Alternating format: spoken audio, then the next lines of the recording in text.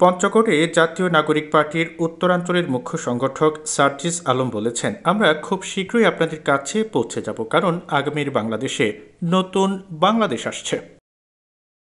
সার্জিস আলম বলেন, এখানে দলের নাম দেখে কিংবা মার্কা দেখে কেউ আর ভোট দেবে না। কে কেমন কাজ করছে, তার কথার সাথে কাজের মিল রয়েছে কিনা, এই জিনিসগুলো দেখে বাংলাদেশের মানুষ আগামীতে ভোট দেবে।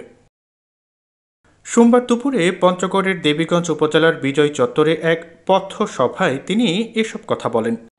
আমরা কাজ করে দেখাতে চাই এবং সেই কাজের সুযোগটি আপনাদের কাছে চাই। আমরা খুব শীঘ্রই আপনাদের দ্বারে দ্বারে আমাদের দল জাতীয় নাগরিক পার্টির পক্ষ থেকে পৌঁছে যাব।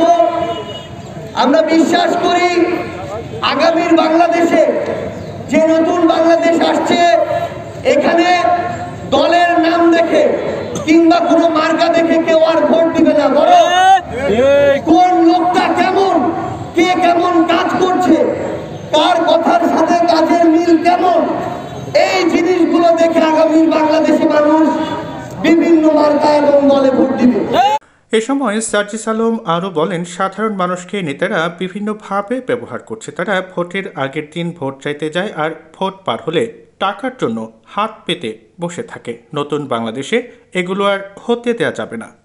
তরুণ প্রজন্মের হাত ধরে বাংলাদেশে এই যে নতুন রাজনৈতিক দল এসেছে, আমরা আমাদের জায়গা থেকে বাংলাদেশের প্রত্যেকটি জেলা উপজেলায় কাজ শুরু করেছি। আমরা খুব শীঘ্রই আপনাদের দ্বারে দ্বারে যাব।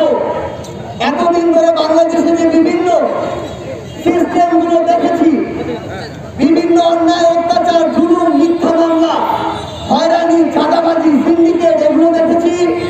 আমরা এগুলোর বিরুদ্ধে আমাদের জায়গা থেকে সব সময় আমাদের প্রতিবাদ জারি রাখবো এবং যেখানে এগুলো দেখবো সেখানে আমরা এগুলোকে প্রতিহত করব। এর আগে সার্জিস পঞ্চগড়ের দেবীগঞ্জে পৌঁছালে তাকে ফুল দিয়ে বরণ করে নেন নাগরিক কমিটির সদস্যরা। পরে সার্জিস পঞ্চগড়ের সদরসহ বোদা, তেতুলি উপজেলায় পৃথক পৃথক সভা করেন এবং আটোয়ারী উপজেলায় জাতীয় নাগরিক পার্টি আয়োজিত ইফতার অনুষ্ঠানে যোগদান করেন।